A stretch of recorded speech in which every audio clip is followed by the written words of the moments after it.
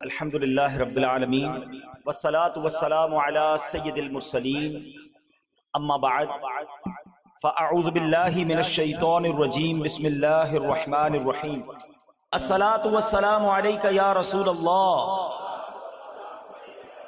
وعلی آلک واصحابک یا حبیب اللہ الصلاة والسلام علیک یا نبی اللہ وَعَلَىٰ آلِكَ وَأَصْحَابِكَ يَا نور اللہ۔ درود پاک پڑھنے کے بے شمار فضائل و برکات ہیں۔ پیارے آقا علیہ الصلوۃ والسلام فرماتے ہیں جس نے مجھ پر ایک بار درود پاک پڑھا اللہ کریم اس پر 10 رحمتیں نازل فرماتا ہے۔ جس نے مجھ پر 10 بار درود پاک پڑھا اللہ 100 رحمتیں نازل فرماتا ہے۔ جس نے 100 بار درود پاک پڑھا اللہ 1000 رحمتیں نازل فرماتا ہے۔ کوئی ایک کے 10 کا بزنس؟ ایک درود 10 رحمتیں، 10 درود 100 رحمتیں، 100 درود 1000 رحمتیں، پڑھتے جاؤ، ملٹیپلائی بائی 10۔ جس نے مجھ پر 1000 بار درود پاک پڑھا جنت کے دروازے پر اس کا کاندھا میرے کاندھے سے چھو رہا ہوگا۔ اے میرے پیارے اسلامی بھائیوں، آج سے سینکڑوں سال پہلے زمین و آسمان کو سجایا جا رہا تھا، ستارے زمین کی طرف جھک رہے تھے، ہر طرف دھوم دھام تھی، جنت سجائی جا رہی تھی، فضائیں مہک رہی تھی، ہر طرف خوشیاں ہی خوشیاں تھیں، کلیاں کھل رہی تھی، پھول مہک رہے تھے، بہار ہی بہار تھی، ہر طرف انوار و تجلیات کی بارش برس رہی تھی۔ اور مزے کی بات یہ تھی کہ یہ سارا اہتمام جن کے لیے ہو رہا تھا نا، وہ دو جہاں کے دولہا محبوب خدا صلی اللہ تعالی علیہ وسلم اپنی چچازاد بہن حضرت ام ہانی کے گھر پہ آرام فرما رہے تھے۔ آقا تو آرام کر رہے تھے اور سارا عالم سجایا جا رہا تھا، تیاری کی جا رہی تھی، قربان میں شان و عظمت کے سوئے ہیں چین سے بستر پر، جبریل امی حاضر ہو کر معراج کا مجدہ سناتے ہیں۔ معراج کی رات فرشتوں کے سردار نبی پاک علیہ الصلوۃ والسلام کی بارگاہ میں حاضر ہوئے، معراج کی خوشخبری سنائی۔ معراج کی رات میرے آقا مکہ مکرمہ سے بیت المقدس پہنچتے ہیں، تمام نبیوں کی تمام رسولوں کی امامت فرمائی، میرے آقا کو آسمانوں کی سیر کروائی گئی، جنت اور دوزخ کے طبقات دیکھے، عرش پہ بلایا گیا اور اللہ نے اپنے حبیب کو اپنا دیدار کروایا۔ اے میرے پیارے اسلامی بھائیوں، بڑی مبارک رات ہے، ایسے ایسے واقعات ہوئے کہ جب بھی سنے ایمان تازہ ہو جاتا ہے۔ میرے پیارے اسلامی بھائیوں، اب اس سے پہلے کہ میں کچھ معراج کے واقعے کی تفصیل بیان کروں، معراج کے بارے میں علماء نے بڑی پیاری حکمتیں بیان کی ہیں۔ لیکن ایک بات پہلے یہ سمجھ لیں کہ جتنے انبیاء آئے نا سب کو معجزات عطا کیے گئے، اللہ نے سب کو معجزات دیے، مگر میرے آقا وہ ہیں، محبوب خدا ہیں نا، اللہ کے حبیب ہیں، آخری نبی ہیں صلی اللہ تعالی علیہ وسلم۔ پچھلے جتنے انبیاء کو جتنے معجزے عطا کیے گئے میرے آقا کو ان تمام معجزات کا مجموعہ عطا کر دیا گیا۔ کم و بیش 1,24,000 انبیاء کو جتنے معجزے ملے نا، وہ سارے معجزات ٹوٹل کر لیں تو وہ بھی نبی پاک کو عطا کیے گئے، اور پھر کچھ خاص معجزات بھی دیے گئے جو اور کسی کو نہیں دیے گئے۔ اچھا، علماء بڑی پیاری بات فرماتے ہیں کہ یوں تو نبی پاک کے بہت سارے معجزات ہیں، میرے آقا تو سرتاب قدم معجزہ ہے نا۔ اعلیٰ حضرت کہتے ہیں سرتاب قدم ہے تنے سلطان زمن پھول، لب پھول دہن پھول زکن پھول بدن پھول، تن کا بھی ہمارے تو ہلائے نہیں ہلتا، آقا تم چاہو تو ہو جائے ابھی کوہ مہن پھول۔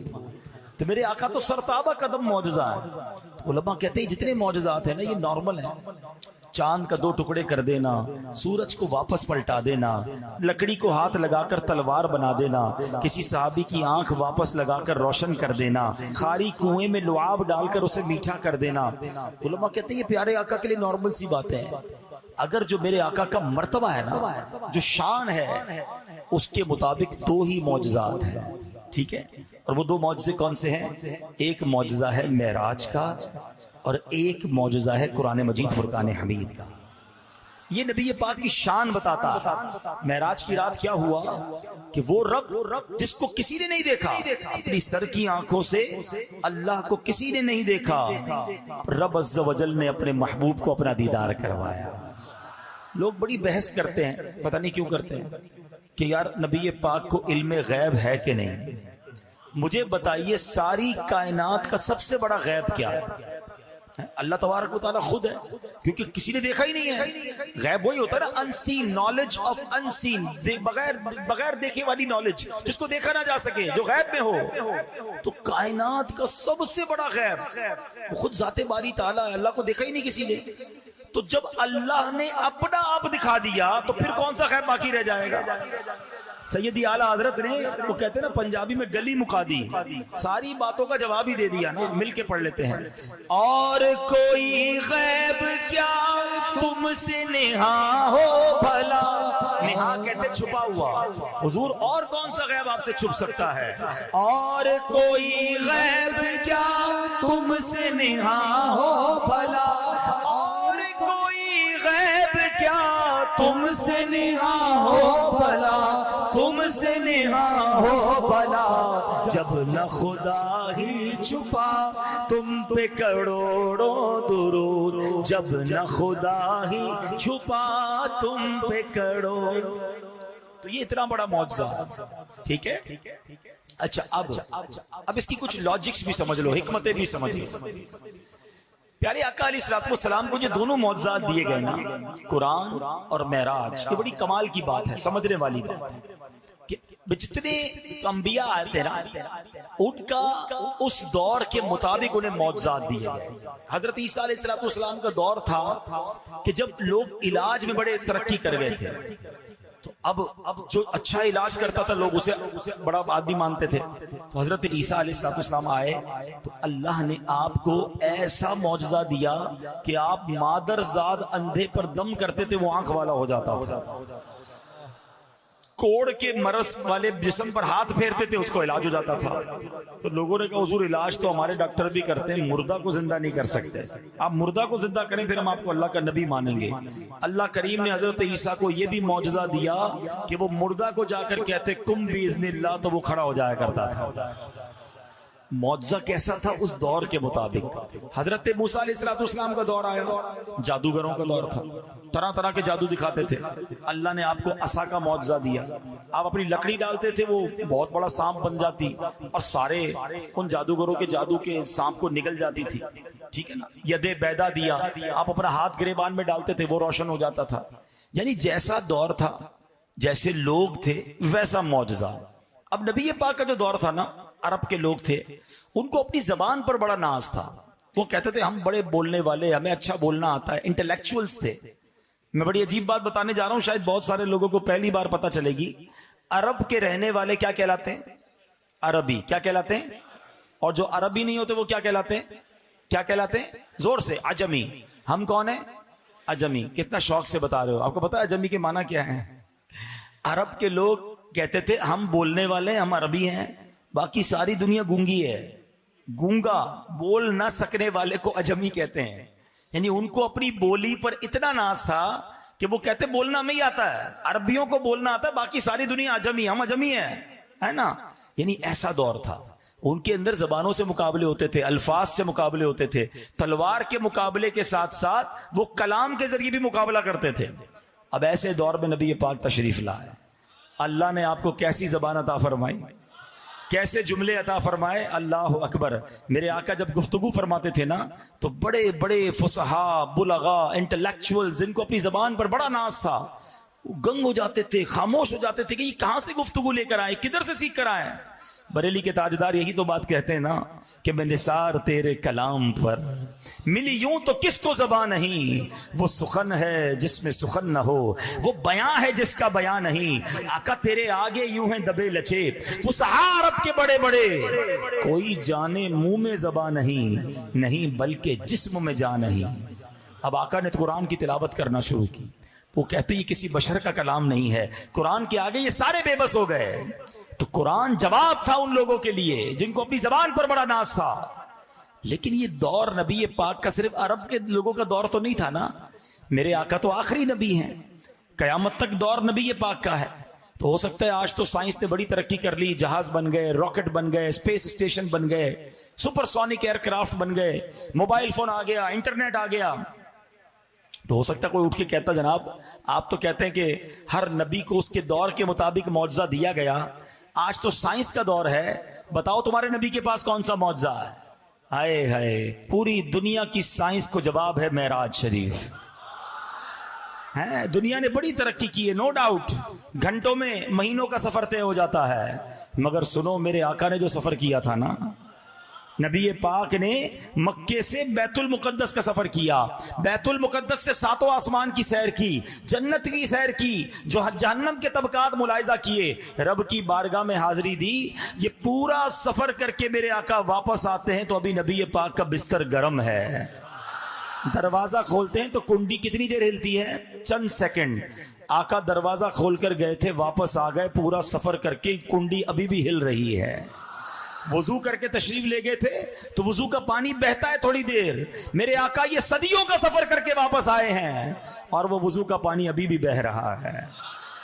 یہ کیسا ٹریول تھا، یہ کتنی سپیڈ تھی، اللہ اکبر۔ اب عقل تو کہتی کہ ٹائم کو کیا ہو گیا تھا، سب چیزیں ویسی کی ویسی اور آقا سفر کر کے آ گئے تو سبحان اللہ۔ اب آؤ عشق کی زبان میں جواب لے لو۔ میرے اور آپ کے ہاتھ میں گھڑی ہے، گھڑی ہوتی ہے نا، اس کا سیل نکال لیں تو گھڑی کی ٹک ٹک رک جائے گی نا، پھر سیل لگائیں گے تو پھر چلنا شروع ہو جائے گی، ایسا ہی ہے نا۔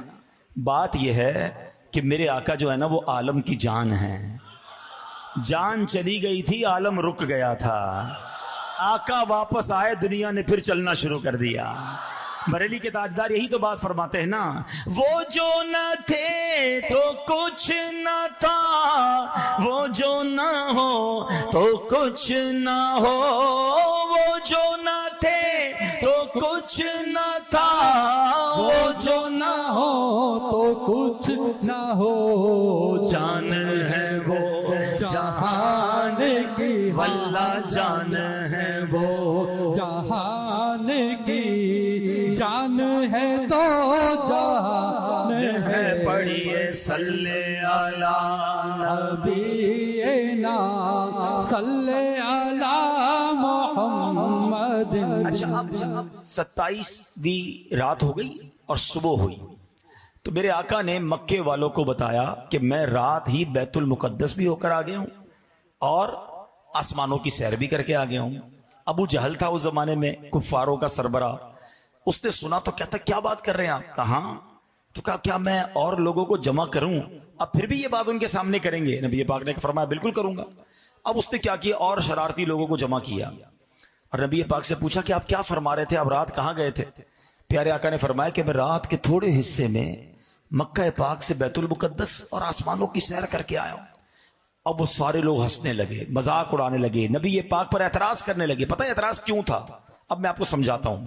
اعتراض یوں تھا کہ اگر کوئی شخص آپ کے پاس میرپور ماتھیلو میں عشاء کی نماز میں آپ کی ملاقات ہو اور پھر فجر کی نماز میں جب وہ آپ کے پاس آئے تو وہ آپ کو بتائے کہ میں رات کو امریکہ لندن گھوم کر آ گیا ہوں، اب یہ کہیں گے لگتا ہے طبیعت خراب ہے آپ کی، یا خواب میں گئے ہوں گے۔ ایسا ہی ہے نا کہ ایک رات میں عشاء میں بھی آپ یہیں تھے، فجر میں بھی آپ یہیں ہیں، جہاز میں بھی جائیں تو اتنی جلدی واپس نہیں آ سکتے۔ پرابلم یہ تھا کہ مکہ پاک سے بیت المقدس یعنی مسجد اقصیٰ کا جو راستہ تھا نا وہ 1 مہینے کا راستہ تھا۔ کوئی اونٹ پر جائے، گھوڑے پر جائے تو 1 مہینہ لگتا ہے، واپس آئے تو پھر 1 مہینہ لگتا ہے۔ تو نبی پاک فرما رہے رات کو گیا اور واپس بھی آ گیا، تو وہ مذاق اڑانے لگے، وہ ایمان والے تو تھے نہیں۔ اچھا اب لوگوں نے کہا موقع اچھا ہے، ابو بکر صدیق رضی اللہ تعالیٰ عنہ ہر بار ان کا بڑا ساتھ دیتے ہیں، آج ان کے دوست کو ان سے بہکا دیتے ہیں۔ وہ لوگ فوراً چلے گئے حضرت ابو بکر صدیق کے گھر پر، دروازہ کھٹکھٹایا، اب باہر آئے کہ دیکھو تمہارے نبی کیا کہتے ہیں جن کا تم کلمہ پڑھتے ہو۔ کہ کیا فرماتے ہیں؟ کہ وہ کہتے ہیں رات کے تھوڑے حصے میں بیت المقدس ہو کر آ گئے۔ صدیق اکبر فرماتے ہیں کیا واقعی میرے نبی نے ایسا کہا ہے؟ وہ کہتے ہیں ہاں ایسا ہی کہا ہے۔ ہو سکتا ہے ان کے دل میں یہ خیال آیا ہو کہ لگتا ہے دل میں کچھ گڑبڑ ہو رہی ہے، کچھ وسوسہ آ رہا ہے۔ کہا ہاں بالکل یہی کہہ رہے ہیں۔ آئے ہائے، ابو بکر صدیق رضی اللہ تعالیٰ فرماتے ہیں کہ میرے نبی فرماتے ہیں تو سچ فرماتے ہیں۔ آقا आका फरमाते हैं तो हक फरमाते हैं। वो दिन है, आज का दिन है। सिद्दीक अकबर का नाम सिद्दीक पड़ गया, तस्दीक करने वाला पड़ गया। लोगों ने पूछा, ए अबू बकर तुम तो बड़े अक्लमंद हो, इस बात की तस्दीक कैसे करते हो कि थोड़ी देर में बैतुल मुकद्दस से कोई वापस आ सकता है? सिद्दीक अकबर ने बड़ा कमाल का जवाब दिया, कहा ये तो जमीनी खबरें हैं, हमारे आका तो हमें आसमान की खबरें देते हैं, हम उस पर भी तस्दीक लाए हैं, हम तो उस पर भी ईमान लाए हैं। आका फरमाते अल्लाह एक है, हमने माना अल्लाह एक है। वो फरमाते जिब्रील आते हैं कुरान लेके, हमने देखा नहीं, हम कहते जिब्रील आते हैं। वो कहते कुरान रब की किताब है, हम मानते कुरान रब की किताब है। जब इतनी बातें मानते हैं तो अगर यही महबूब कह रहे हैं बैतुल मुकद्दस हो आए हैं तो हमने ये भी माननी है।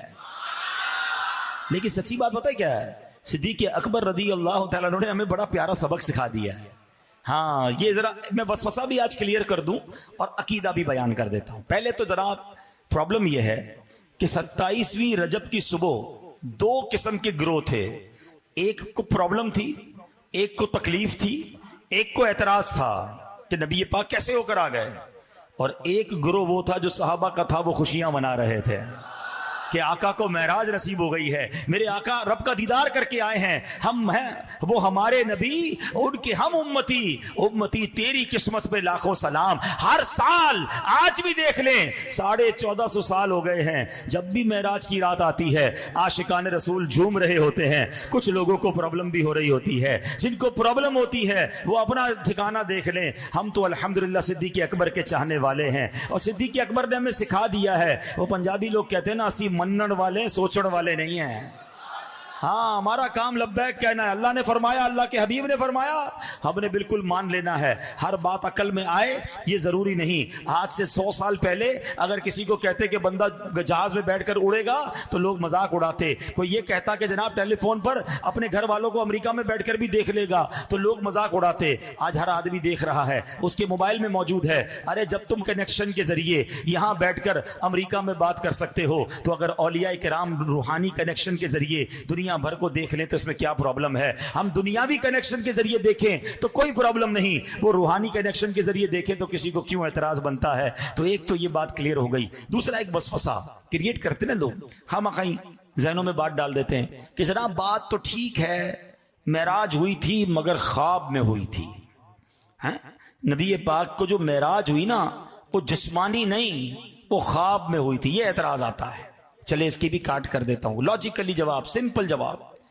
आप कभी सुबह उठें और आपका बच्चा आपके साथ सोया हुआ हो या छोटा भाई हो और वो उठ कर कहे कि अबू रात में लाहौर भी गया, इस्लामाबाद भी गया, कराची भी गया, फिर सुबह उठा तो अपने बिस्तर पर ही था, तो आप क्या कहेंगे? बेटा कोई बात नहीं, मैं भी रात को घूमता ही रहता हूं, कोई मसला नहीं है। ऐसा ही है ना, ख्वाब में कोई कहीं भी चला जाए कोई प्रॉब्लम है? कोई एतराज नहीं है ना, सभी घूमते रहते हैं। मुझे एक बात बताएं, नबी पाक ने जब 27 रजब की सुबह ये ऐलान किया कि मैं बैतुल मुकद्दस से होकर आया हूं, अबू जहल और उसके चेलों ने जो एतराज किया, वो एतराज क्यों किया? फिर इसका मतलब क्या है? जरा समझदार लोग मेरी बात समझेंगे। अगर नबी पाक का ये ऐलान था कि मैं ख्वाब में होकर आया हूं तो एतराज तो कोई ना करता। आका ने ऐलान ही ये फरमाया था कि मैं जिस्मानी तौर पर होकर आया हूं। बात समझ आ रही है?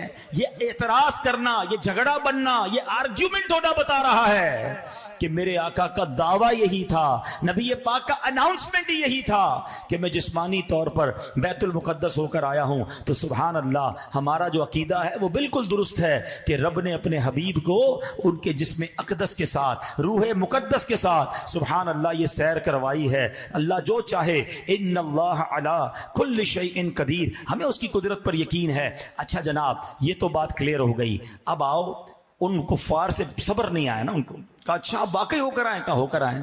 अच्छा, ये भी इन्हें पता था कि ये कभी बैतुल मुकद्दस गए नहीं है, नबी पाक कभी जिस्मानी तौर पर बैतुल मुकद्दस नहीं गए, इन्हें मालूम था। तो उन्होंने कहा अच्छा एक बात बताएं, आप रात गए? फरमाया हाँ मैं गया। कहा अच्छा हम आपसे कुछ सवाल करना चाहते हैं। कहो। कहा ये बताएं, बैतुल मुकद्दस की मिसाल दे रहा हूं, कितने पिलर्स हैं, उसकी दीवारें कैसी हैं? क्योंकि उनको ये पता था कभी गए तो नहीं है, अगर ये वाकई गए तो बता देंगे। अच्छा, ये बड़ा टिपिकल क्वेश्चन था। अब मिसाल देता हूं, मैं आज बयान कर रहा हूं। अब मैं यहां से वापस चला जाऊं तो कोई मुझे कहे बताओ आप गए थे? मैं कहा बताओ जिस गोडाउन में गए थे उसके पिलर कितने हैं? तो मैंने पिलर थोड़ी गिने हैं भाई, मुझे तो ये भी नहीं पता पीछे दीवार का कलर क्या है। कोई कहे यार आप बयान करने गए थे, बताएं पीछे दीवार का कलर क्या है। मैं बयान करने गया था, चीजें नोट करने तो नहीं गया था कि कितनी लाइटें, कितने पंखे हैं। اب نبی پاک سے بڑا عجیب سوال انہوں نے کیا کہ آپ واقعی گئے تھے؟ کہاں؟ تو بتائیے اس کی دیواریں کیسی ہیں، اس کی محرابیں کیسی ہیں؟ اب انہوں نے نبی پاک کو ایک طرح سے معاذ اللہ جھوٹا ثابت کرنے کے لیے عجیب عجیب سوال کرنے شروع کر دیے، مگر انہیں معلوم نہیں تھا وہ بات کس سے کر رہے ہیں۔ وہ رب کے حبیب ہیں جن کے سبب کائنات بنی ہے۔ اللہ اکبر۔ اب دیکھو اس دن کیا ہوا، اللہ کریم نے اپنے محبوب کے سامنے، ہم کہتے ہیں نا ڈیجیٹلی، جناب آج کل جو ہے وہ کمپیوٹر کے ذریعے بہت ساری چیزیں ہم دیکھ سکتے ہیں، انٹرنیٹ کا زمانہ ہے۔ 1450 سال پہلے میرے رب نے اپنے حبیب کے سامنے بیت المقدس کو پیش کر دیا۔ آقا کی نظروں کے سامنے بیت المقدس آ گیا۔ نبی پاک نے فرمایا پوچھو کیا پوچھتے ہو؟ وہ پوچھتے جاتے، میرے آقا دیکھتے جاتے، بتاتے جاتے، وہ پوچھتے جاتے، میرے آقا بتاتے جاتے۔ وہ حیران ہو گئے کہ یہ کبھی بھی نہیں گئے لیکن ایک ایک چیز بتا رہے ہیں، ہر چیز انہیں معلوم ہے۔ اللہ اکبر۔ ذرا سوچئے میرے پیارے اسلامی بھائیوں، یہ شان ہے میرے آقا کی، اور یہ ایک ایسا معجزہ ہے جو رہتی دنیا کے لیے، صبح قیامت کے لیے سائنس کتنی بھی ترقی کر جائے، اس کو یہ جواب ہے کہ اللہ نے اپنے حبیب کو ایک ایسا معجزہ کروایا جس کے آگے سائنس بھی عاجز ہے۔ اللہ نے وہ کمالات ہمارے آقا کو عطا فرمائے۔ اب معراج کی رات جو یہ سفر ہوا، اس میں بہت سارے واقعات ہوئے۔ نبی پاک علیہ الصلوۃ والسلام نے اس رات جو سفر کیا نا، اس کے 3 حصے ہیں۔ پہلے 3 معراج کے حصے ہیں۔ اللہ قرآن مجید فرقان حمید 15ویں پارے کے شروع میں فرماتا ہے، سبحان الذی اسری بعبدہ لیلا من المسجد الحرام الی المسجد الاقصی۔ پاک ہے وہ ذات جس نے اپنے خاص بندے کو رات کے کچھ حصے میں مسجد حرام سے مسجد اقصی کی سیر کرائی۔ پھر آگے فرمایا الذی بارکنا حولہ لنریہ من آیاتنا، جس کے ارد گرد ہم نے برکتیں رکھی ہیں تاکہ ہم اسے اپنی عظیم نشانیاں دکھائیں۔ انہ هو السمیع البصیر، بے شک وہی سننے والا دیکھنے والا ہے۔ اب سفر کے 3 جو ہے نا وہ درجے ہیں۔ پہلا حصہ مکہ پاک سے بیت المقدس تک، اسے اسرا کہتے ہیں۔ آسمانی معراج جو مسجد اقصی سے سدرۃ المنتہا تک ہے، اسے معراج کہتے ہیں۔ اس کے بعد ہے لا مکانی، سبحان اللہ، سے معراج جو سدرہ سے آگے لا مکان کا سفر ہے، اسے عروج کہتے ہیں۔ سبحان اللہ۔ اب میرے پیارے اسلامی بھائیوں، یہ 3 حصے جو سفر کے ہیں یہ بڑے کمال کے ہیں۔ سفر معراج میں نبی پاک جب روانہ ہوئے نا، مکے سے روانہ ہوتے ہیں، اور میرے آقا علیہ الصلوۃ والسلام نے 12 مقامات پر، نبی پاک نے اس پورے سفر میں 12 مقامات پر نماز ادا فرمائی۔ مکے سے روانہ ہوئے، پہلے مدینہ پاک نظر آیا۔ ابھی نبی پاک مدینے گئے نہیں تھے۔ ایک مقام پر پہنچ کر حضرت جبریل نے عرض کی کہ حضور یہاں اتریے، نماز پڑھیے۔ آپ نے نماز ادا فرمائی۔ حضرت جبریل نے عرض کیا حضور آپ کو معلوم ہے آپ نے کس جگہ نماز پڑھی؟ جبریل امین نے خود ہی جواب دے دیا کہ آپ نے طیبہ یعنی مدینہ شریف میں نماز پڑھی ہے، آپ یہیں ہجرت کر کے تشریف لائیں گے۔ مکے سے پہلے مدینے کا سفر ہوا۔ پھر دوسرا مقام طور سینا، یہ وہ پہاڑ ہے جہاں حضرت موسیٰ علیہ السلام رب سے بات کرنے جایا کرتے تھے، وہاں 2 رکعت نماز ادا فرمائی۔ اس کے بعد تیسری راستے میں سفر ہوا تو حضرت جبریل نے ایک اور جگہ کہا حضور یہاں بھی نماز پڑھیں۔ کہا یہ بیت اللحم ہے جہاں حضرت عیسیٰ علیہ السلام کی ولادت ہوئی تھی۔ اور آگے گئے تو آپ نے حضرت موسیٰ علیہ السلام کو دیکھا۔ نبی پاک کی حدیث ہے، مسلم شریف کی حدیث ہے کہ میں معراج کی شب میرا گزر حضرت موسیٰ علیہ السلام کی قبر سے ہوا جو ریت کے سرخ ٹیلے کے پاس واقع ہے۔ اس وقت موسیٰ علیہ السلام اپنی قبر میں کھڑے نماز پڑھ رہے تھے۔ اللہ اکبر۔ اب ذرا تھوڑا سا سمجھیے گا بات کو، دیکھیں آپ بیان غور سے سنتے جاؤ گے نا تو بہت سارے وسوسوں کی کاٹ، بہت ساری چیزیں کلیئر ہوتی چلی جائیں گی۔ پہلی بات تو یہ ہے کہ نبی پاک علیہ السلام حضرت موسیٰ کی قبر کے قریب سے گزر رہے ہیں، اس کا مطلب انبیاء کی، بزرگوں کی قبر پر جانا یہ نبیوں کا طریقہ ہے۔ اور اللہ نے نبی پاک کو کیسی آنکھ عطا فرمائی کہ قبر کے اندر بھی دیکھ رہے ہیں۔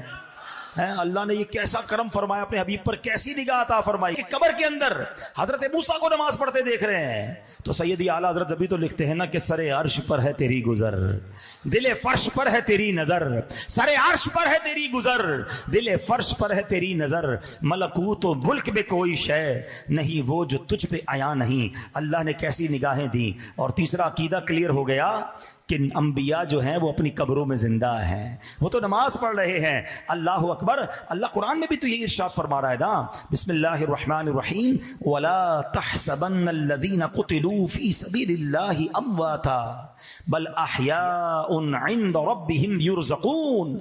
अल्लाह फरमाता है जो अल्लाह की राह में शहीद किए गए, हरगिज उन्हें मुर्दा ख्याल न करो, मुर्दा ख्याल न करना, बल्कि वो अपने रब के पास जिंदा हैं, उन्हें रिस्क दिया जाता है। अब उलमा बड़ी प्यारी बात कहते हैं कि शहीद के बारे में कुरान कह रहा है कि उन्हें मुर्दा ना कहो, वो कब्र में जिंदा है, उन्हें रिस्क मिलता है। तो शहीद से बड़ा मर्तबा तो नबी का है ना। जिस नबी की उम्मत में कोई शहीद जिंदा हो तो नबी का कब्र में आलम क्या होगा। और हदीस पाक भी है, अल्लाह के हबीब अलैहिस्सलाम फरमाते हैं, बेशक अल्लाह पाक ने जमीन पर अंबिया इकराम के जिस्मों को खाना हराम फरमा दिया है। अल्लाह पाक के नबी जिंदा हैं, उन्हें रिस्क दिया जाता है।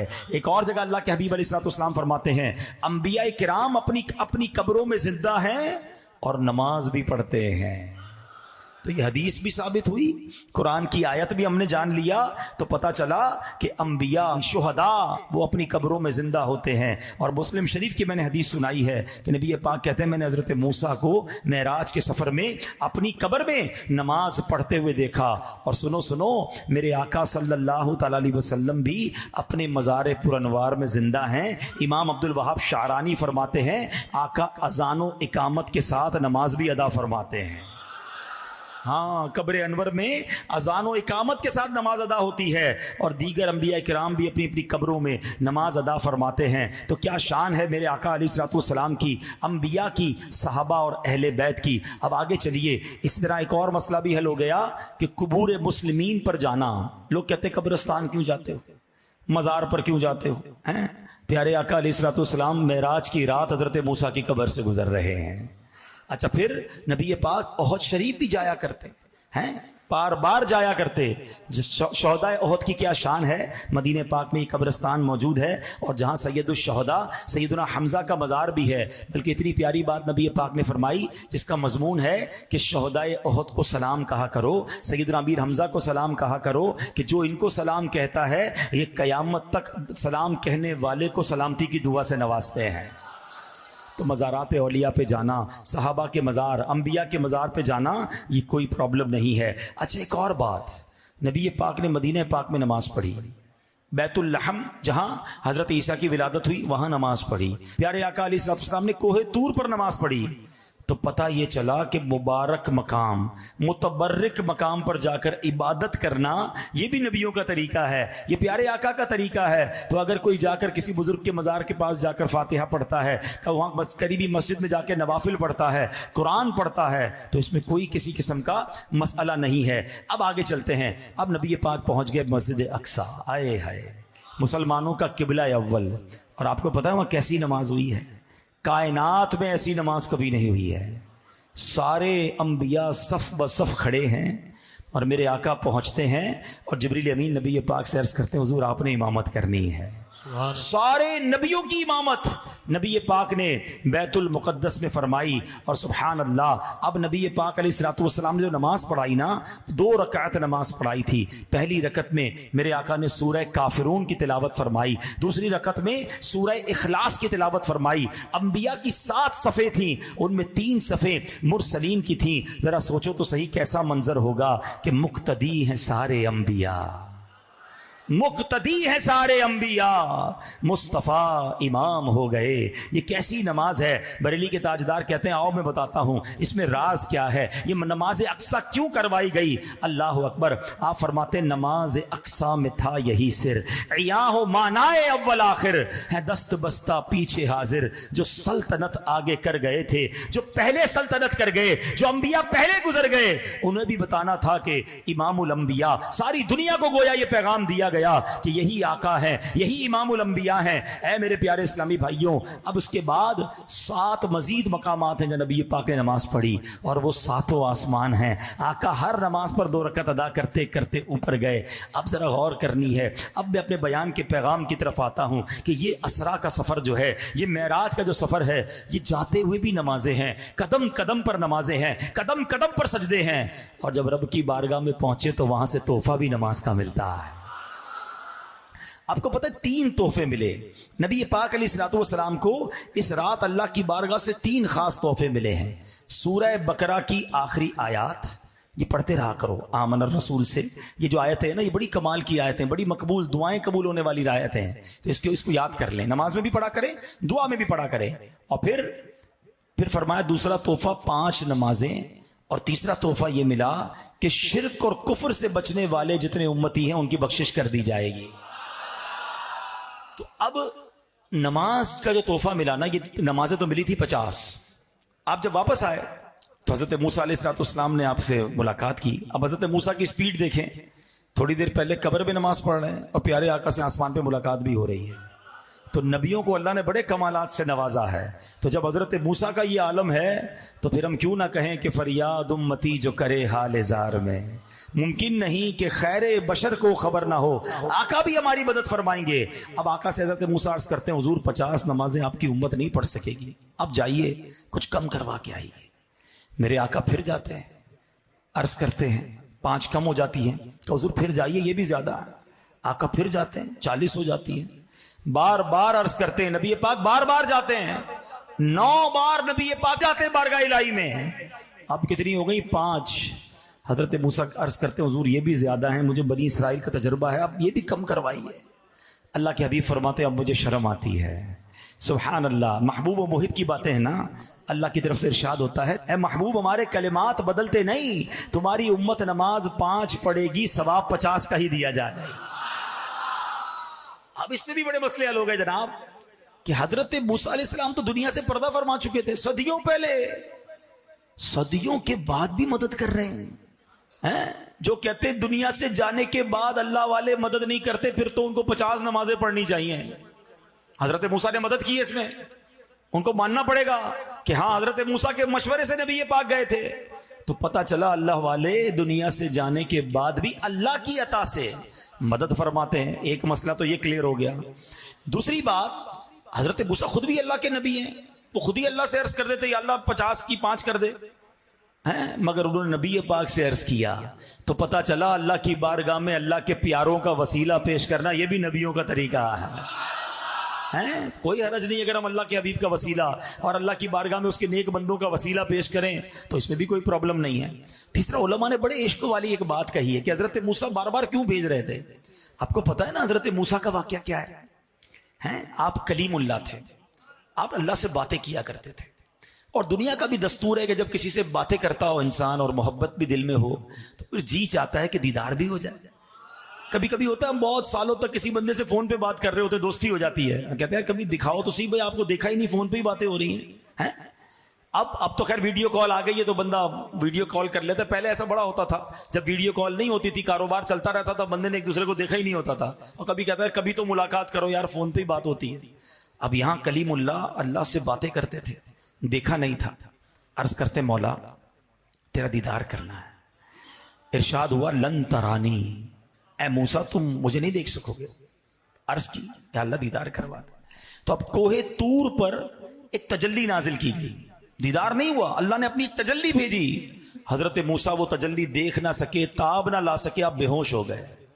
ٹھیک ہے، آپ نے صلاۃ والسلام میں ایک شعر کو بہت بار سنا ہوگا، اب آج ذرا سمجھو۔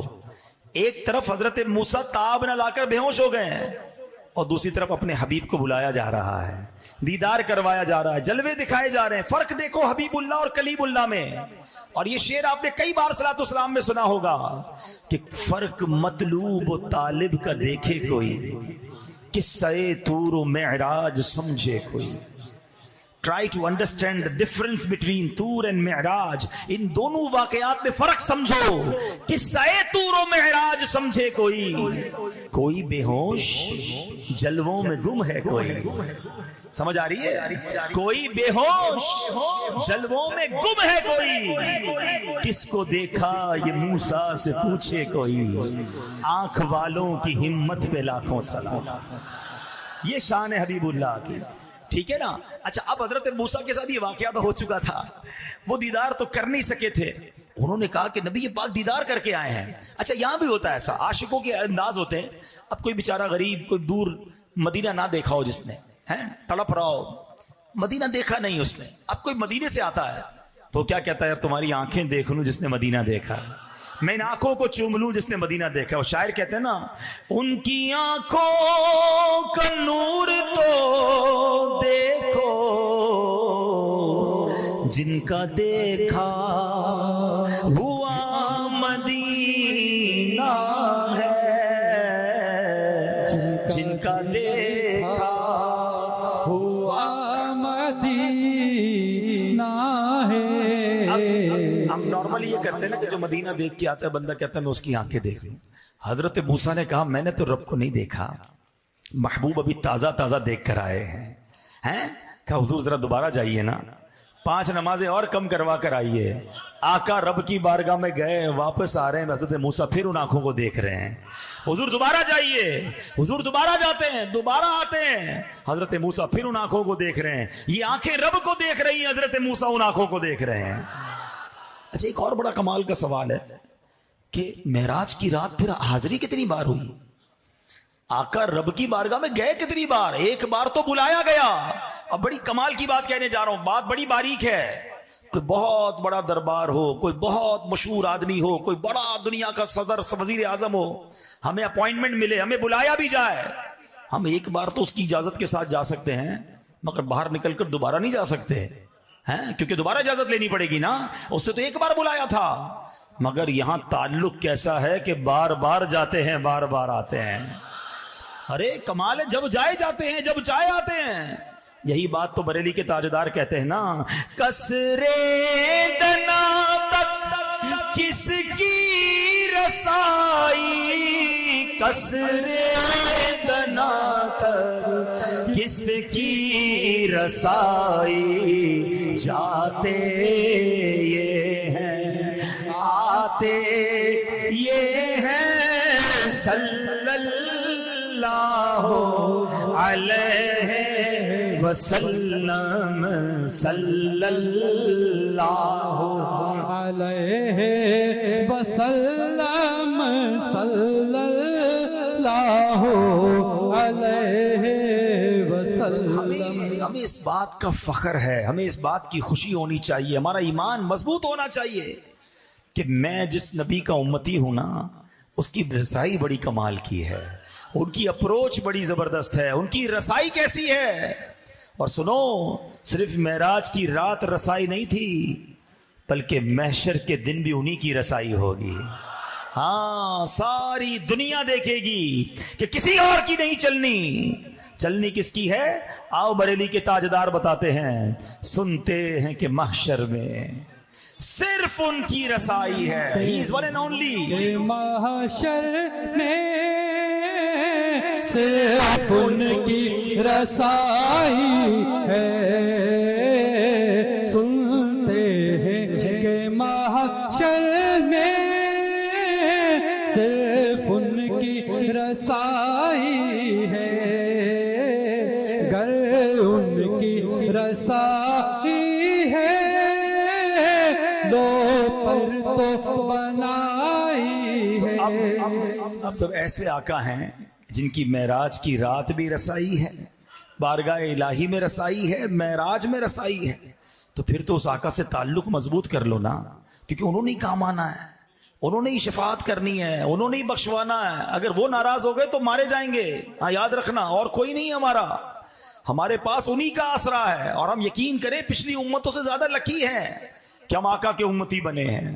میری خوش قسمتی میں تیرا امتی, یقین کرو لکی ہم. کسی اور امت میں بھی پیدا ہو سکتے تھے نا, کسی اور نبی کے زمانے میں پیدا ہو سکتے تھے. یہ اللہ نے مجھ پر اور آپ پر احسان کیا ہے کہ سرکار کا امتی بنا دیا ہے. اب جب امتی بنے ہونا, غلام بنے ہونا, تو پھر پکے غلام بنو نا, سچے عاشق بنو نا. نماز کتنی بڑی نعمت ہے آپ کو پتہ ہے؟ جتنے احکام, روزہ, زکوٰۃ, حج, اسلامی احکام جبریل امین آقا کی بارگاہ میں زمین پر لے کر حاضر ہوتے تھے. مگر نماز کی اہمیت سمجھو کہ محبوب کو لا مقام پر بلا کر عطا فرمایا گیا ہے. सिदरतुल मुंतहा और उससे आगे बुला कर दिया गया है। सोचो नमाज की अहमियत क्या है। और सुभान अल्लाह, सुनो कि जो नमाज है ना, वो नमाज मोमिन की मेराज है। अस्सलातु मेराजुल मोमिन। अरे नमाज हमारी मेराज है। आज आका की मेराज की बात सुन रहे हो ना, कि नबी ये पाक को मेराज मिली। उस रात आका खाली हाथ नहीं आए, हमारी भी मेराज लेकर आए हैं कि तुम नमाज पढ़ लो। और सुनो ए नमाजियों, बंदे तो हम भी है ना, तमन्ना तो हमारी भी है ना कि प्यारे आका ने तो खालिक का दीदार किया है। हम भी तो देखते मालिक कैसा है, खालिक कैसा है। जिस रब ने दुनिया इतनी खूबसूरत बनाई, उस रब की खूबसूरती का आलम क्या होगा हैं? मगर हम तो बंदे हैं, साड़ी तो कोई पहुंच ही नहीं है। सुनो, मेरे आका ने मेहरबानी पता है क्या की? खुद तो दीदार कर आए, साढ़े दीदार का भी इंतजाम कर दिया है, हमारे दीदार का भी इंतजाम कर दिया। कैसे? रिवायतों में आता है जो नमाजी होता है ना, नमाज पढ़ने वाला, रब राजी हो गया तो कयामत के दिन अल्लाह उसे अपना दीदार अता फरमाएगा। नमाज पकड़ लो, ये कमाल की कुंजी है। हाँ, ये नमाज चाबी है सक्सेस की। और नमाज के फजाइल, अल्लाह अकबर। नमाज बीमारियों को दूर करती है, नमाज अंधेरी कब्र का चराग है, नमाज मोमिन की मेराज है, नमाज दीन का सुकून है। और सुनो, मेरे आका फरमाते जुइलत कुर्रतु ऐनी फिस्सलाह, नमाज में मेरी आंखों की ठंडक है। उम्मती हूं, आका से मोहब्बत भी करता हूं, तो जिसमें आका की आंखों की ठंडक है उसको पकड़ लूं ना मैं, फिर कैसे नमाज कज़ा होगी? और जो नमाज नहीं पढ़ते, ये कोई छोटा जुर्म नहीं है। आज हमारे सामने कोई शराबी आ जाए, हम कहते ओहो शराब पीता है, ओ ये तो जुआरी है, ओ ये तो हिरंची है, और ये तो बदकारी जिना करता है। यकीनन ये बड़े गुनाह है, ये चोरी करता है, बड़े गुनाह है। मगर नमाज न पढ़ना इन सबसे बड़ा गुनाह है, ये इन सबसे बड़ा कबीरा गुनाह है। लेकिन किसी को टेंशन ही नहीं। आज हमारे घर बच्ची का रिश्ता करना हो तो क्या ढूंढते हैं? शराबी तो नहीं, जुआरी तो नहीं है, कोई गलत काम चोरी चकारी तो नहीं करता। ओ भाई, ये पूछो नमाज पढ़ता है कि नहीं पढ़ता? नमाज ही नहीं पढ़ता, कोई बात नहीं, मादल्ला। हालांकि नमाज फर्क है मोमिन और काफिर के दरमियान। जो बेनमाजी होता है, नबी पाक ने अपने हाथों को मिलाकर बताया कि अल्लाह नाराज हो गया ना तो उसको कब्र ऐसे दबाएगी जैसे कि पसलियां टूट फूट कर एक दूसरे में पेवस्त हो जाएंगी। उसकी कब्र में गंजा सांप मुसल्लत कर दिया जाएगा जो कयामत तक उसे मारता रहेगा। कैसे नमाज कज़ा हो जाती है भाई? कुछ लोग मिलते हैं, कहते हैं यार बस 4 नमाजें पढ़ लेता हूं, फजर में आंख नहीं खुलती। अच्छा, फजर में आंख नहीं खुलती, जिस दिन सुबह सवेरे ट्रेन हो तुम्हारी वो भी मिस हो जाती है। कभी ये कहा यार ट्रेन चली गई आंख नहीं खुली? किसी की फ्लाइट हो, उसकी आंख नहीं खुलती? नहीं, वो तो जनाब रात को एयरपोर्ट पहुंच जाता है। कभी नौकरी जहां करते हैं, सेठ ने कहा सुबह 7 बजे आना जरूरी, मीटिंग है, बहुत जरूरी है, 6:30 बजे उठ जाता है बंदा, भाई साहब नाराज हो गया तो नौकरी से निकाल देगा। सारी चीजें टाइम पे हो जाती है, नमाज में तुम्हारी आंख नहीं खुलती। इसका मतलब यह कि नमाज की वो अहमियत नहीं है तुम्हारे नजदीक। वरना कैसे मोमिन की डिक्शनरी में नमाज कज़ा कैसे हो सकती है? अगर आप खड़े होकर नमाज नहीं पढ़ सकते, आपको बैठ के पढ़नी है, नमाज पढ़नी है। लेकिन लोग नमाजें कज़ा करते हैं और उनके माथे पे बल भी नहीं आता। अभी थोड़े दिनों पहले की तो बात है, तुर्किया में जलजला आया ना, देखा ना आपने? 40 सेकंड में क्या हुआ? जो घर वाले थे वो बेघर हो गए। 40 सेकंड पहले जो सेहतमंद थे वो माजूर हो गए। 40 सेकंड पहले जो ज़कात देने वाले थे वो ज़कात लेने वाले बन गए। 40 सेकंड पहले जो जिंदा थे 40 सेकंड बाद दुनिया से चले गए। लाखों लोग शहीद, माजूर, बेघर हो गए। मगर हम फिर भी, मैं यही सोचता हूं कि यार ऐसा जलजला जिससे हम सबने मनाजिर देखे हैं, मगर क्या हमारी मस्जिद में नमाजी बढ़ गए? क्या हमने तौबा कर ली कि यार मैं भी किसी दिन सोऊंगा उठूंगा ही नहीं? आपको पता है जलजला कितने बजे आया? सुबह 4:15 बजे आया। 99% लोग अपने घरों में थे, बिस्तर पर थे और सोते सोते ही चले गए। बचपन में एक जुमला सुनते थे ना, एक शेर सुनते थे, सोने वाले रब को सजदा करके सो, क्या खबर उठे ना उठे सुबह को, क्या खबर तेरी सुबह हो नहीं और सुबह हो तुझ हो जेरे जमीन। ये तो ऐसे ही हुआ ना, सोते ही चले गए। जो फिल्में देखकर सोता है माद अल्लाह शराब पी के सोता है, बदकारी करके सोता है, दोस्तों के महफिल में बैठकर गीबतें कर करके सोता है। रात भर क्या करते हैं हम लोग? कितने लोग हैं जो इशा पढ़ के, वुजू करके, अल्लाह तौफीक दे तो सूरह मुल्क पढ़ के, सलातुत तौबा पढ़ के सोते हैं। हमारी तो नींद भी बड़ी अजीब है। حالانکہ اگر نیند کو سمجھو نا یہ کیا ہے. آپ کو پتہ ہے سونے کی دعا کیا ہے؟ اللہم بسمک اموت و احیا. بھائی نیند کی بات ہو رہی ہے، موت کی بات کیوں آ رہی ہے اس میں؟ حدیث میں نیند کو موت کی بہن قرار دیا گیا. اٹھنے کے بعد کی دعا پتہ ہے؟ الحمدللہ الذی احیانا بعد ما اماتنا والیہ النشور. اس اللہ کا شکر جس نے موت کے بعد پھر زندگی دی. ارے میں تو سو کے اٹھا ہوں. والیہ النشور، اسی کی طرف جانا ہے. روز پریکٹس کر رہے ہیں موت کے قریب جا کر واپس آنے کی. آج تو آ گیا، ہو سکتا ہے کسی دن جاؤں گا مگر واپس نہیں آؤں گا. کب توبہ کریں گے؟ کب نمازیں پڑھیں گے؟ کب اللہ کو راضی کریں گے؟ ٹائم نہیں ملے گا الگ سے کہ توبہ کر لو اب نمازیں پڑھ لو. ہمیں نہیں پتا اگلا 1 گھنٹہ اگلا 1 منٹ ہمارے لیے کیا لکھا ہوا. آگاہ اپنی موت سے کوئی بشر نہیں. سامان 100 برس کا ہے، پل کی خبر نہیں. ہمارا تو بس ایک ہی مقصد ہے، مال جمع کر لیں، گھر بنا لیں. اچھا کسی کا بڑا گھر دیکھتے تو دل چھوٹا ہو جاتا ہے. ارے جو اللہ نے دیا اس پہ شکر ادا کرو. یہ گھر بار یہ مال سیکنڈوں میں جا سکتا ہے. ہم نے دیکھا نا، اپنی آنکھوں سے دیکھا، مالدار بھی روڈ پہ، پیسے والا بھی اور غریب بھی روڈ پہ. وہ ایک واقعہ ہوا نا ترکیہ میں. ایک شخص کہتا ہے میں مکان کرائے پہ تھا میرا، تو میرے پاس پیسے نہیں تھے. مالک مکان کو کہا کہ 1 مہینے کا کرایہ نہیں ہے میرے پاس، مجھے رہنے دو، اگلے مہینے دے دوں گا. کہتا نکلو گھر سے باہر. دھکے دے کے باہر نکال دیا. بیوی بچوں کے ساتھ روڈ پہ آ گیا. گھر تو تھا نہیں. میں نے ایک چادر لگائی، ایک خیمہ لگایا، روڈ پہ رہنے لگا. رات زلزلہ آیا، صبح مالک مکان بھی میرے خیمے میں آ گیا. سمجھ آئی بات؟ ہیں کل اس کو گھر سے نکالا، صبح خود گھر سے باہر تھا. اتنی دیر لگتی ہے. ہاں اپنے مال پر، اپنے جاہو جلال پر، اپنی ہوشیاری پر کوئی اترانا نہیں ہے. جو دیا رب نے دیا، شکر ادا کرو، اسے راضی کرو، وہ ناراض نہ ہو جائے. اور اسی واقعے سے جو نماز نہیں پڑھتے نا، سنو ایک سبق والا واقعہ سناتا ہوں. اسی زلزلے سے 3-4 دن کے بعد ایک بچی کو نکالا گیا. بچی زخموں سے چور